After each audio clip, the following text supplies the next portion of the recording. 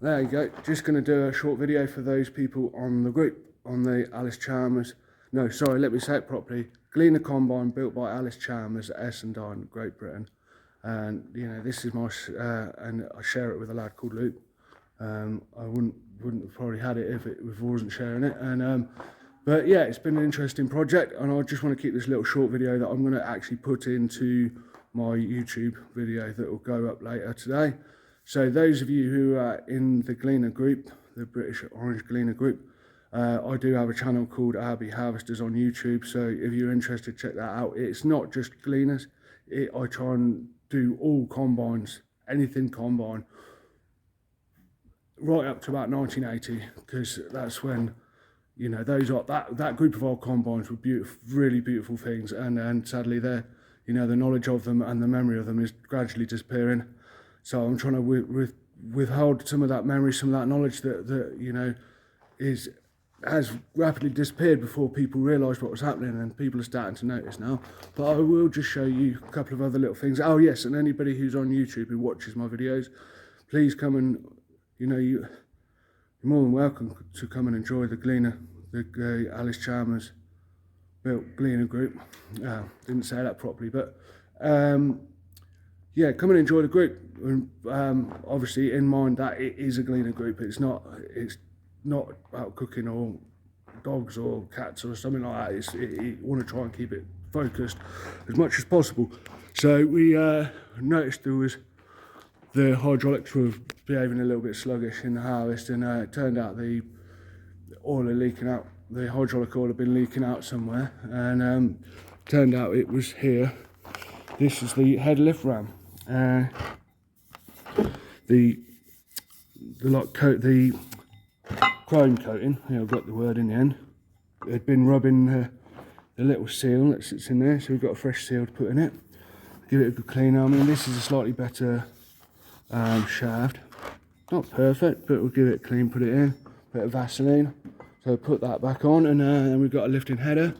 Luke had taken all of the shake shoe out of it. So we basically got it working last year. It had been used as a parts machine.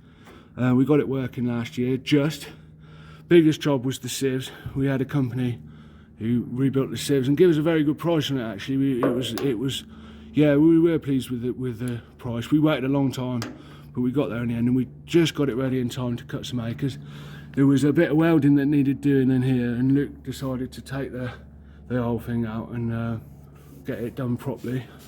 And yeah, he is good for that. He don't, you know, I sometimes do cut corners a little bit, but I shouldn't really. But you know, sometimes just for the, you know, I sometimes think, no one's going to see that. But you know, Luke does like to. He knows it. He prefers it to be right in his own head. It gives him peace of mind. No, I can't do that. I was going to put the light on. Yeah, so basically we refurbished the drum. That's the concave in there. There's little bars in there that rub in between the drum as the crop passes through. So these will run in each direction. You can probably see that it's flat there, and it's a little bit raised there. It's never run, so we're going to put the fresh cutting edge on there. This combine has, looking at it, done quite relatively low hours. As you can see, we put some fresh wood. This is second-hand wood, but we treated it and painted it. Yeah, we've got a few bearings coming on and off in different places, you know. But looking at and through this combine, it's a relatively low-hour machine. I think, you know, you can tell generally if a combine's done a lot of work. You know, like I say, I ain't got the light on, but there's sprockets that come on in here that drive the elevator, and they hook over as time goes on. And I would often take that, if they're bad enough that they grip in the chain as it's flicking off. As it comes off, it's sort of, and it doesn't do the machine any good and doesn't do the chain any good. I would take the shaft out, turn it around and fix any holes in this dividing shelf as well. I'll weld them up so the crop isn't falling through. Yeah, and you can't just turn them around and run. You had to put them on opposite sides, and then as the chain's running, the sprockets are still warm, but they're wearing on the opposite side so that it doesn't grab the chain as it's leaving. where the chain's been sitting all those years as it going around. So yeah, but with this one, found I didn't need to. And you know, there was a lot of work we had to do to it, but mainly a lot of it was just from being sat, and the parts had been cannibalised for a Super C they had. It has side brakes on these. In fact, I think all the Super Cs did have split brakes, but not all of them had these Rice reducers.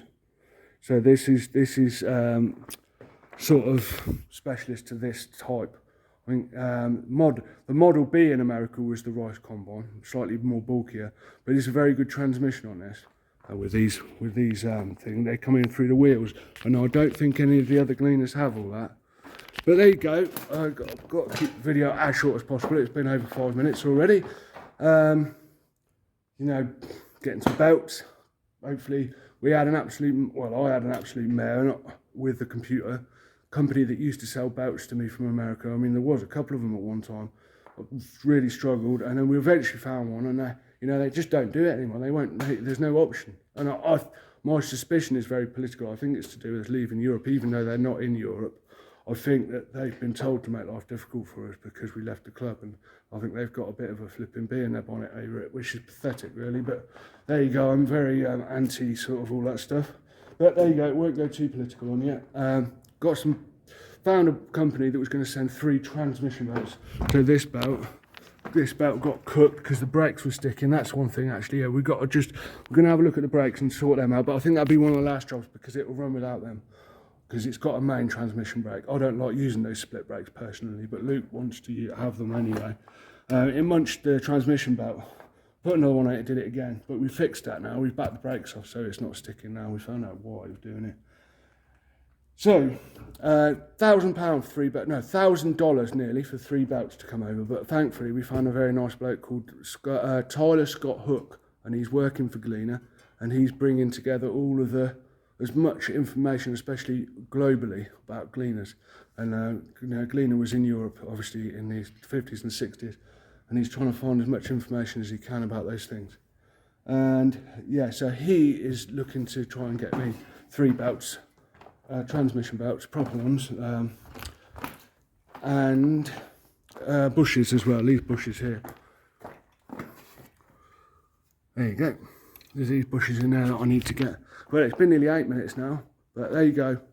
Update of the century. Have a nice week, and if you know anything about Gleaners that I don't know, let me know. Thank you. Goodbye. So this replacement shaft, I can't remember exactly where I got it from, but this is obviously the original. I'm going to use the original shell. I don't know if I'm using the right words really, but that's, yeah, so that's obviously the outer casing. That's off of this combine, as far as I know. That's the one that come off it anyway. And obviously we're replacing this because this pitting had damaged the rubber seal. It sort of peeled it and crushed it, and just no good letting the oil pass. Of course, when the oil gets hot, it all just pours out. So I'm nearly there with it, but this one weren't too bad. But if you look, you can just see like slight pitting, and rather than having it all re-chromed and that, just first of all wiped it with a cloth. Tried to be as delicate as I could. Got the wire wheel on the end piece here, not on this. Don't want to damage the chrome too much, but I just want to get rid of that surface. Do you know what apparently is pretty good? Is it actually tin foil? I just remember that now. I'm gonna have a go with that. I've seen that on Shed and Buried where they did that. A bit of water and a bit of tin foil. So I'll have a go with that in a minute. I might try that one just to see how it goes. Yeah, so there you go. I thought I'd just show you that. The little metal clip goes in here, and it sits in the deep ridge where you pour it in, where you push it in, and then when you get it to the bottom, you take this out and you flick it back up again so that it can't, so that when the combine's working, it doesn't just pop out the end. But there you go, beautiful.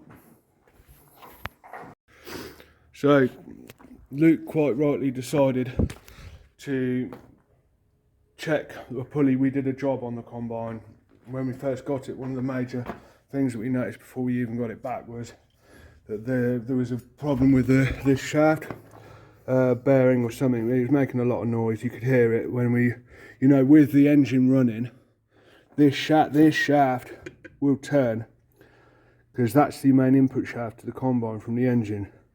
Everything on the combine is driven from this shaft. It all comes from here somewhere along the line, even the transmission. But anyway, with the engine running, this shaft will spin, and nothing. The combine won't do. None of the mechanism will do anything until you. Oh, this is the clutch, and this clutch will click in or out, and make the drive mechanism and this shaft one unit. Bang! So they become one, and they move together. And then obviously when you undo the clutch, it separates the drive, so there's movement between. But anyway, with the engine running, this bearing constantly constantly turning, and you could hear it grumbling. And we took it all apart when we got it back home. It was all right just to get it home, you know, and we didn't want to use it. We don't want to use it in the field like it. So we took it all apart, and we found that the bearings had dried. The bearings in this pulley had dried, and they'd started like rubbing the shaft. And instead of like turning on the balls in the bearing, the metal to metal contact was turning, and caused a bit of movement. But I thought my first port of call to see if it worked, I mean it was never going to be a permanent fix, was to take it all apart, clean it all, fresh bearing. Well, I think first of all we used different original bearings off, so like second-hand bearings, just to see if the project worked. And the first time we did it, I was too quick. I basically dot punched the inner shaft and put some quick metal on it, some like metal putty. There is some about somewhere, not sure where. And I put the belt on too soon and locked it and put it all in place. But the trouble I had was it tweaked it. Even though I'd set it in place, it pulled it so that it weren't sat right. So the next, you know, it weren't right. You could hear it when it was running. It was flapping about, and the belt going like that. You don't want that, because it starts fracturing. It starts giving the metal fatigue to the combine, and the structure of the combine will start to crack. So we took it apart again and recentered it and let it set in place, right down the middle. But then Luke just today said, you know, he wants to have a look at it really to see if he ain't quite happy with it. And to be fair, I probably would have left it this time, but I'm glad he did really, because if you look now, it's nowhere near as bad as it was. But yeah, that's flapping about, and you know, if we end up doing a few acres with it this year, now I don't really want to do too many acres, but if somebody needs us to do something and we can just finish off or whatever, you know, the last thing we need is that falling off and getting hot or whatever. So yeah, we're taking that out, and I think my first option is get the shaft and the pulley looked at and sorted out. See, obviously thinking we have got there is a Gleaner seat, a Gleaner Super Seat out the back with a set, which would probably be the same shaft. It might be slightly different, the same length. So we got that one if we need it. It'd be a bit of a pain to get it out because of where it is, but I'm thinking take this one to the repair shop and get them to wire up the end and lay it off, and job's a good one. So yeah, that's next to come out. So she's coming apart well. Still haven't done this, but there you go. Going to be a long old video, so I think hour or so I'll still be here. Might do another clip. But there you go, that shaft's coming out tonight. Brilliant. I may or may not see you again, but I think I'll see you tomorrow. I'll break the golden rule.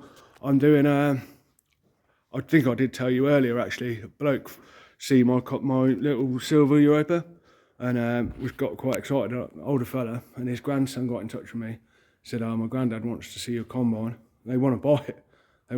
But they've invited me to come along in the summer and cut alongside a 770 Lexan, so little and large.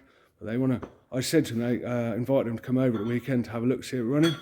I've got my other combines in there, but you know, I've got a lot more interested in that Europa than I've had in any of my other combines.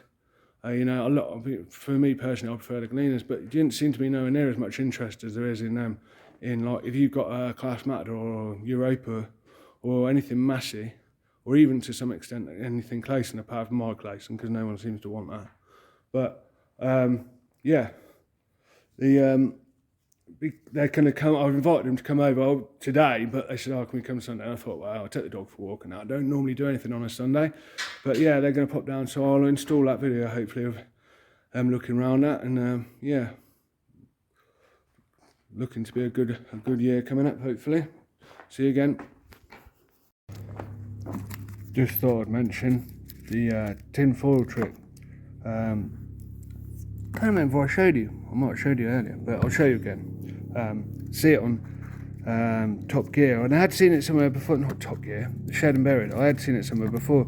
They had a bicycle, old bicycle, chrome handlebars, and it had a little bit of surface rust on it. And folded up a bit of tin foil, dipped it in water, and just rubbed it up and down. And it, you know what, it does seem to work. So yeah, jobs are good. And I mean, I'm just feeling just the edges to just see, but I mean there's still a little bit, but nice and smooth. Get it as smooth as I can. I'm going to put a bit of Vaseline on it, a bit of Vaseline on the rubber seal, so that it's nice and smooth as possible. And you know, any little perforations will rip the rubber a bit by bit. So there you go. There's another little bit there, found a little bit. So I'll dip it in it, rub it. So nice one. It's going to be a long video this one, but you bear with me. Right, bye bye. Just a little bit more to show. Got the clutch off and the pulley off. Ready, all this will just unbolt and come away. Luke's doing the other side, the hydraulic pulley. That's actually the bolt that we're trying to get from America. So yeah, just unbolting all of that. There's a hydraulic fitting that goes in there that adjusts the positive drive. So that's Positorque pulley with a spring in it. Keeps pressure on the belt, and then this, as that moves, that moves against it, if you know what I mean, so that keeps the belt tight all the time. So that hydraulic pressure comes in the pulley there, and that will make it go quicker, and then you let the pressure out and it slows the vehicle down because it's like changing the ratios.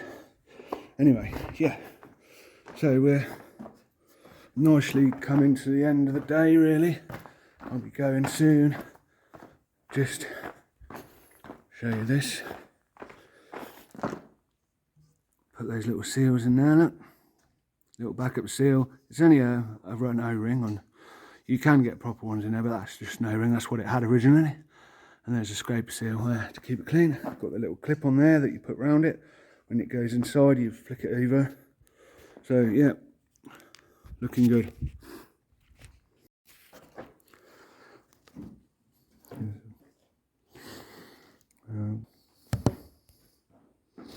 Battery too low.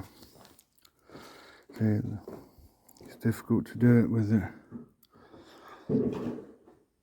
the clips. Basically, the clip has gone on there, so that's good. One complete ram. Yes. Yeah. Turn it again. There you go. Crikey, it'll be like it. It'll be a good one. There you go. I've never seen that off before, but right. So we got that off.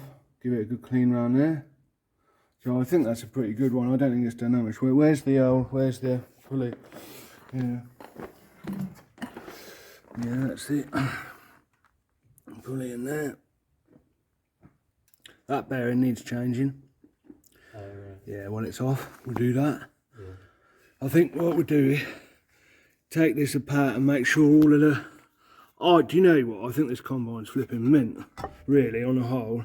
There's hardly any play. There is a bit of play, but we take them out because, you know, with them sliding in and out all the time, they do wear a bit. Right. So while it's off, it'd be as well to have a look and check. Yeah. Been a while since I've done one of them, but where they slide together, they have like grease seals. But see, with that, the grease seals on there where it slides in and out, there's a shaft that slides in and out. don't put the grease seals in like a hydraulic seal. Put them in the other way so the grease can escape. Because if you put it so the seals are holding the grease in, the pressure will build up and the grease won't be able to get out. I've actually cracked a pulley before. I've cracked a pulley because I put the seals in the wrong way around. No one told me. I just put them in how I was used to putting a seal in. Pump, pump, pump, pump, pump, pump, pump, pump, pump, dang! And crack, and a thin jet of grease shot across the workshop. And they're like, you cracked the pulley. I said, what do you mean you cracked the pulley? They said, well, you put the seals in the wrong way around. I said, well, flipping heck, I didn't know. I was told to put the seals in, so I put them in. Obviously how you do a hydraulic seal. But you want them the other way around so that the flange is pointing outwards so it can creep out underneath. See what I mean? Yeah. Because if you've got them in the other way around, it presses the flange against the shaft and can't get out. So there you go, you learn something new. Brilliant.